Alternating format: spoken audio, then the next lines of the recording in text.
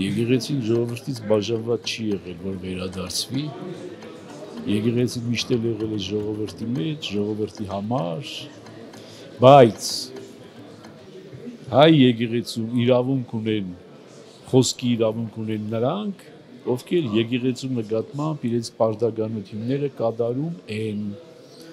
ովքեր չեն կատարում իրենց պարտականությունները իրենց եկեղեցու նկատմամբ, մնում են թեև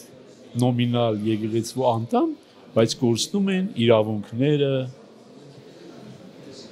այդ իրավունքները կորցրածներից մեկը այսօրվա իշխանության պատկանող մարդիկ են։ Աննախադեպ ինչ-որ բան եկեղեցում տեսնում եք, ինչ-որ շարժ, բան, որ հոգևորականները չգիտեմ ինչ, բարիկադներ են սարքում, ինչ-որ դիրքավդ բան կա, եկեղեցին հանգիստ շարունակում է իր առաքելությունը։ Պետականությունն եք թողել, որ եկեղեցին էլ պետականության դեմ լինի։ Սա պետականություն է։ Դուք պետականություն եք տեսնում, ամեն ինչ ձախողված, ամեն ինչ դադարգաբանության մատնված։ Այսինքն եթե գինու փառատոն են անում եւ անիմաստ պարում են, երգում են, նշանակում է պետություն է սա։ Սա է պետություն, այն որ ասում եք հայտնի ֆիլմի մեջ, որ ձրի պետության հացը ու դու մեկ պետություն եք։ Ոչ մի բան չստեղծած երիտասարդներ, որ ոչ մի բան չեն ստեղծել, ոչ մի օգտակարություն չեն ունեցել այս երկրի կայացման մեջ, մենակ կորուստներ, մենակ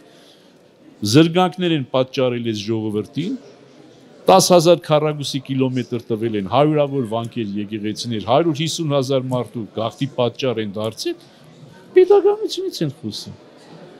Այս աստիճան անամոթություն, այս աստիճան անպատկառություն, եկեղեցին հաշտ խաղաղ է, եկեղեցին պատրաստ է, եկեղեցին ոչ մի խնդիր, եկեղեցին պատերազմ չի հայտարարել, եկեղեցին հիմա էլ ասում եմ նետված ձեռնոցը չի վերցնում։ Նետել ես, կգաս ինքդ կվերցնես։